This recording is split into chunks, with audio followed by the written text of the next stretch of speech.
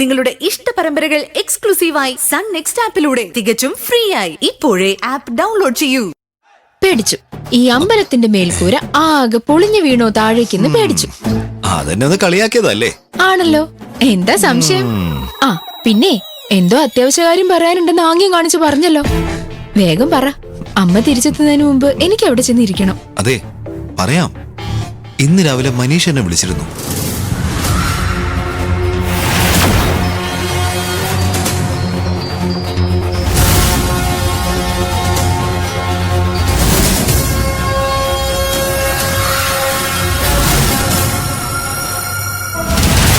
പല കഥകളും പറഞ്ഞോണ്ട് മനീഷ വന്നേക്കും.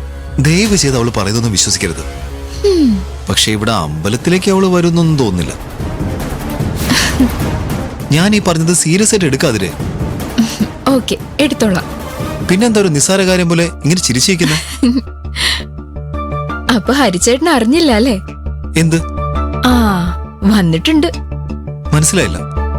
മനീഷ വന്നിട്ടുണ്ടെന്ന്. ഞങ്ങള് തമ്മിലേ അല്പം മുമ്പൊരു ചെറിയ കൂടിക്കാഴ്ചയുണ്ടായി.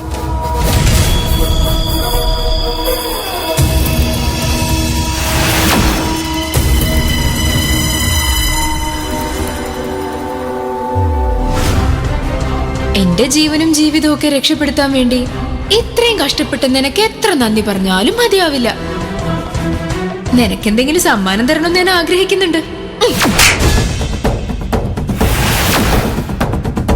മനീഷ എങ്ങനെ അടിച്ചത്? ദാ ഈ കൈ ഇങ്ങനെ വെച്ച് ഒരു സാമ്പിള് കാണിച്ചു തരട്ടെ? അയ്യോ വേണ്ട വേണ്ട എന്റെ പൊന്നെ, വേണ്ടേ. പിന്നെ ഒരപേക്ഷയുണ്ട്. എന്താ? അടുത്ത തവണ മനീഷ അടിക്കാൻ തുടങ്ങുമ്പോ എനിക്കൊരു മിസ് കോള് തരണം. ഓടി വന്ന സുവർണരംഗം ഒന്ന് കാണാനാ.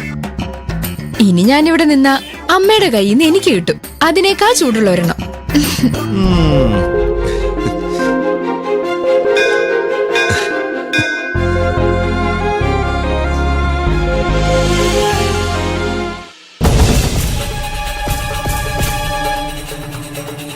രാജ, ഈ നിശ്ചയം മുടക്കാനാണ് നമ്മൾ വന്നതെന്ന് ശോഭ അവിടെ എല്ലാരും അറിയിച്ചു കാണോ?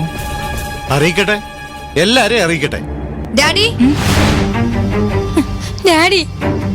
എന്താ മോളെ, എന്താ മോളെ വല്ലാതെ? ആ വാട്ടർ ക്യാൻ ക്യാരി എന്നെ വീണ്ടും അടിച്ചു ഡാഡി.